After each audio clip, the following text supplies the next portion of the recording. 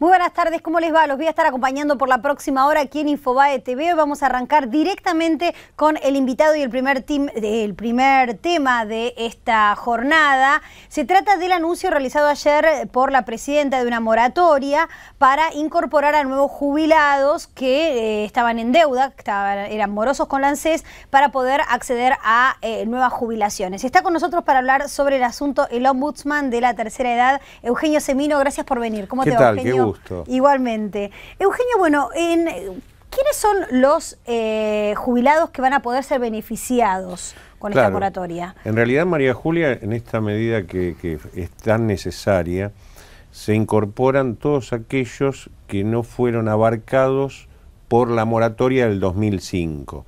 La del 2005 permitía comprar la deuda que vos tenías para con el sistema hasta el año 93. Ahora, hablábamos de esto y lo referimos a un ejemplo práctico. Una mujer que cumple 60 años en este momento, que nació en el año 54, las mujeres son las más afectadas, en el año 72 cumplía sus 18 años. Podía empezar a aportar al sistema. Lo hizo en forma irregular. En algunos momentos tuvo trabajo, en otros momentos tuvo trabajos informales o sus empleadores no aportaron, por lo cual, acogiéndose a la moratoria anterior, solo podría comprar hasta el año 93. Desde el 72 al 93 tendríamos aportado 21 años. Le impide la ley, que requiere 30, poder jubilarse. Esta moratoria anunciada, este proyecto que se va a convertir en ley en el Congreso, lo que hace es permitirle comprar hasta el año 2003, por lo cual en ese caso va a tener los 30 años aportados. Cuando hablamos de comprar la deuda, ¿a qué nos estamos refiriendo, María Julia? Nos van a hacer un cálculo, es decir, los años que debemos, si son 10, 15, 14, van a ser, por ejemplo, 10.000 pesos o 15.000 pesos. Eso se va a fraccionar en 60 cuotas, son 5 años, y nos van a ir descontando esa cuota del haber ya acordado. Es decir, si el haber, por ejemplo, hoy es de 2.700 y la cuota es de 2.400, nos van a descontar estos 400. A diferencia de la moratoria anterior, donde las cuotas eran fijas, ahora se las va a reajustar conforme el índice de la ley de movilidad para las jubilaciones. Es decir, van a tener 2 aumentos, 2 reajustes en los meses de marzo y de septiembre, en los meses que se le aumenta a los jubilados. Que se le aumenta lo que disponga el gobierno, porque no está establecido automáticamente de cuánto va a ser ese aumento. En realidad hay una fórmula que tiene un doble componente. Por un lado, se mide en el 50% lo que es la variación del salario del trabajador activo y el otro 50% lo que varió la recaudación de impuestos destinados a la seguridad social. Bien. De eso sale un resultado, se aplica para el aumento y se aplica para reajustar la cuota. Ahora, Semino, este tipo de moratorias van a tener que ser reiteradas en cada 2 o 3 años o 4 años, porque siempre va a existir ese desfasaje, ¿no? Desgraciadamente es así. Cuando yo refería a la necesidad de la moratoria, lo que estaba refiriendo es a una situación de urgencia, de emergencia. En este caso, casi 500.000 argentinos, como antes eran más de 2 millones, que quedan afuera del sistema. Y es prácticamente un limbo donde quedan, porque no solo no tienen haberes formales que les ingresen, sino que quedan fuera del sistema de salud. Es decir, no tienen obra social, no tienen otro tipo de prestaciones. Pero, tal cual lo señalás, la situación que hay que resolver es la estructural. ¿Por qué? Porque evidentemente hoy nuestro sistema se sigue rigiendo por las leyes de Cavallo, es decir, cosa insólita.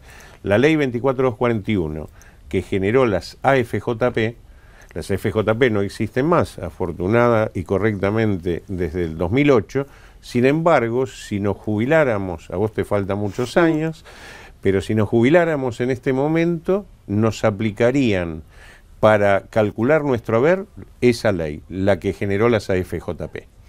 Por eso tenemos la necesidad de una reforma legislativa de fondo y algo que es parte de discusión también respecto a esta moratoria, porque sí. ¿Qué te dicen los jubilados? María Julia dice, bueno, pero si nosotros hoy con lo que ganamos no cubrimos el 50% de nuestra canasta, ¿cómo ingresan más? Claro. Es decir, es para compartir miseria. Sí.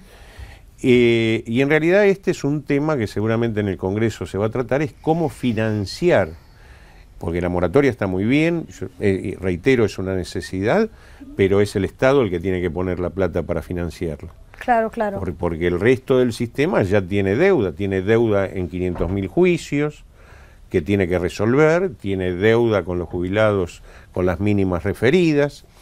Así que me parece que esa es una discusión que tiene que darse. Y el otro gran tema, y es el tema de fondo, y por el cual creo que no se trata esa reforma estructural, que es que la seguridad social ya no se financia desde el trabajo. Vos recordás que siempre se hacía la cuentita cuántos activos por cada pasivo, es decir, la ley Bismarck. Bueno, ese modelo de posguerra, que decía seguridad social financiada desde el trabajo, que implicaba pirámides poblacionales jóvenes y, por otra parte, un capitalismo de pleno empleo, no existe más. No es un problema de Argentina, en el mundo no existe más. Por lo cual, la mitad de lo que ingresa, por ejemplo, a nuestro sistema para financiarlo, hoy la relación de activo-pasivo es 1.3, 1.4 a 1, prácticamente no puede sostenerse ni remotamente, y entonces la mitad del dinero que ingresa es de impuestos. Sí. Y vos fijate qué paradoja, el impuesto que más aporta a la seguridad social, lo decía la presidenta en un discurso muy reciente, es el IVA. Claro. El 17% lo aporta el IVA. O sea que lo pagan los propios jubilados. Claro, y los pobres es el más regresivo de los impuestos, por lo cual no solo hay que discutir, lo tendrá que hacer el sistema político institucional, la reforma legislativa, sino fundamentalmente la financiación del sistema, que es discutir una nueva estructura fiscal en Argentina, ¿no? Ahora, Semino, hay otro tema muy importante para los abuelos, que es cómo funciona el PAMI. Es histórico el mal funcionamiento, hubo momentos, recién hablábamos fuera de aire, cuando estaba, por ejemplo, Graciela Ocaña al frente de la institución, del instituto, que funcionó mejor, pero ahora hubo muchas quejas y reclamos de varias clínicas que no están recibiendo los pagos del PAMI, ¿no? Sí, estamos en una situación muy complicada y referir esto pareciera que yo estoy hablando hace 10 años, sí. 15, 20, ¿no? Parece que recurrentemente, sí.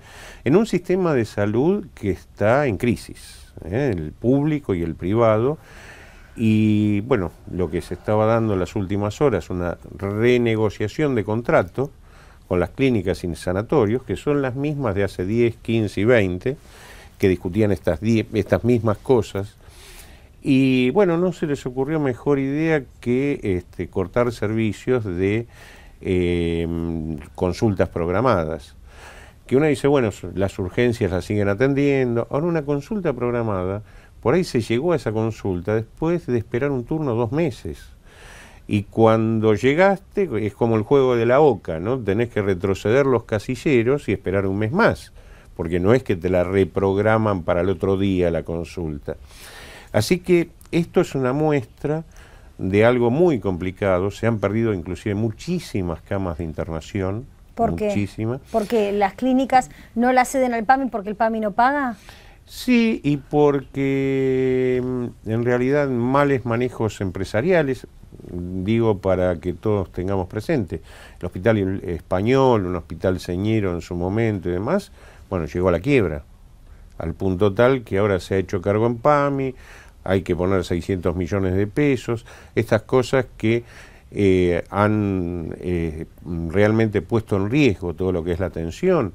El francés que pasó a manos del PAMI, se hicieron algunas obras, pero todavía está sin dar plena prestación.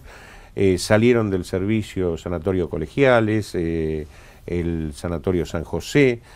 Es decir, estamos en una situación En este momento que llega el pico de morbilidad, es cuando más nos enfermamos en invierno, no hay camas de terapia, así que la situación es muy para tener en cuenta, para contemplar.